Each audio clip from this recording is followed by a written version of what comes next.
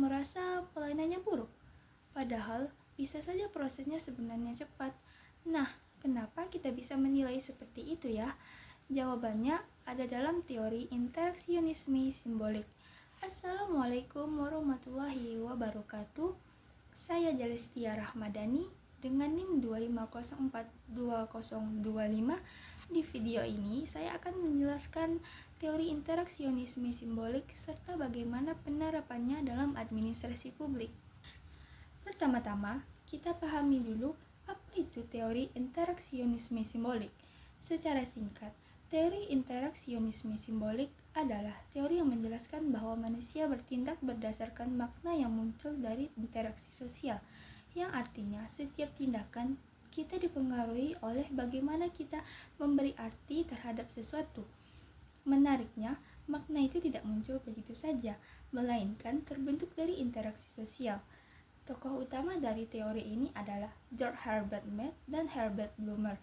Sederhananya, kita langsung bereaksi terhadap sesuatu. Kita menafsirkan terlebih dahulu, baru kita kemudian bertindak. Terdapat contoh seperti senyuman dari pegawai bisa dimaknai sebagai keramahan, sementara wajah datar bisa dianggap sebagai ketidaksopanan. Nah, selanjutnya kita masuk ke inti atau substansi dari teori ini. Secara singkatnya, inti teori interaksionisme simbolik adalah bahwa makna, interaksi, dan penafsiran menjadi dasar dari tindakan manusia. Dan dalam teori ini ada 3 gagasan utama. Yang pertama, manusia bertindak berdasarkan makna, yang artinya tindakan kita bukan hanya karena situasi, tetapi karena arti yang kita berikan terhadap situasi tersebut. Yang kedua, makna berasal dari interaksi sosial. Makna terbentuk karena kita berkomunikasi dan berhubungan dengan orang lain. Yang ketiga, makna bisa berubah. Makna tidak bisa bersifat tetap, tetapi bisa berubah sesuai dengan pengalaman yang kita alami. Kemudian, kita juga perlu melihat sisi kelemahan dari teori ini. Meskipun cukup relevan, teori ini tidak sepenuhnya sempurna. Teori ini cenderung terlalu fokus pada interaksi kecil atau tingkat mikro. Selain itu, teori ini kurang membahas sistem besar seperti kebijakan. Tidak hanya itu, teori ini juga sulit diukur secara angka atau kuantitatif, dan dalam beberapa hal kurang memperhatikan faktor kekuasaan.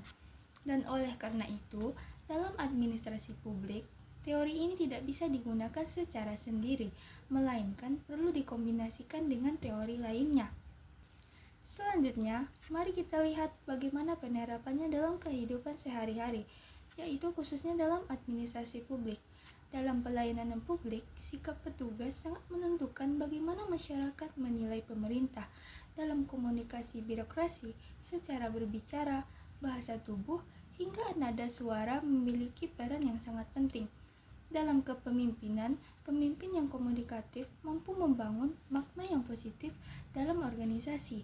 Kemudian, dalam budaya organisasi, simbol seperti seragam, aturan, dan sikap mencerminkan nilai-nilai organisasi tersebut. Sebagai contoh sederhana, ketika petugas mengatakan tunggu, hal itu terkesan kasar. Namun, jika disampaikan dengan mohon ditunggu sebentar ya, akan terasa lebih sopan. Padahal maksudnya sama saja, tetapi maknanya bisa berbeda. Sebagai penutup dari pembahasan ini, kita bisa memahami bahwa dalam administrasi publik bukan hanya tindakan yang penting, tetapi juga bagaimana tindakan tersebut dimaknai. Teori interaksionisme simbolik menunjukkan bahwa komunikasi, sikap, dan interaksi memiliki peran besar dalam membangun kepercayaan masyarakat terhadap pemerintah. Dengan demikian, pelayanan publik yang baik bukan hanya soal kecepatan, tetapi juga bagaimana memberikan makna yang positif bagi masyarakat. Sekian penjelasan dari saya, semoga materi ini dapat membantu kita memahami pentingnya interaksi dalam administrasi publik. Terima kasih dan wassalamualaikum warahmatullahi wabarakatuh. I just had to let you know you're